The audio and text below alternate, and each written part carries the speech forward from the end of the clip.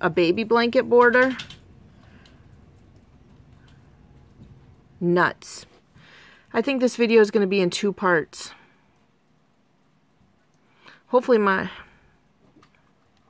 I'm just going to keep going and load it up as part 2.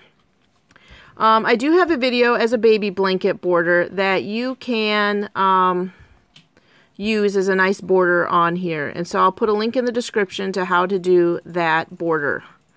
Also, I have, I want to show you what Mikey does to save on yarn. So let's turn. Remember, we're not going this way now. We got to keep going to the left. We'll slip stitch.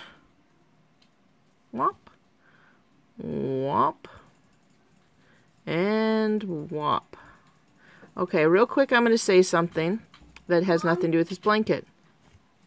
If you're watching this part 2 video, my video card could not hold all of it on the other video, and so this is part 2 to how to do a corner to corner with different crochet hooks.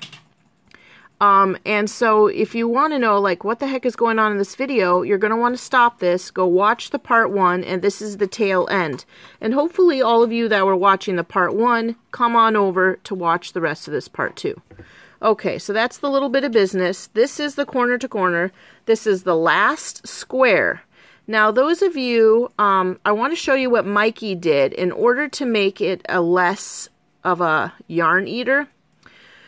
When he did his corner to corner, and I don't remember what he called it, he did a yarn over, and here he started a double crochet, just one, started another double crochet, now he's got 3 loops, started another, and then he had 3 double crochets started, all of them like that. Do you see that, folks? Like if you were doing a popcorn, and then he yarn over and pull through all 3, and then he connected it with a slip stitch to the next. Now that, it does give it a bit of a different look. And so you could do your whole corner to corner like that. I'll do it one more time. I did a whole shawl. In fact, in my next video, I'll wear it if I still have it. You know what? I think I sold it. Never mind. So yeah, you do half a double crochet, leave a loop, half a double crochet, yarn up, pull up a loop, yarn over, and just leave that one. Here, I'll do it again.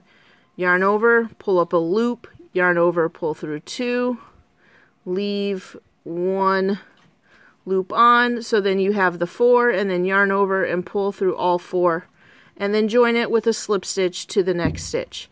That is what Mikey did in his corner to corner instead of doing 3 full double crochets. Now, I don't know how much yarn that saves. Maybe if you're adventurous and you have nothing going on, you can make a swatch and all double crochets, pull it out, and then do it where you join the 3 at the top and see.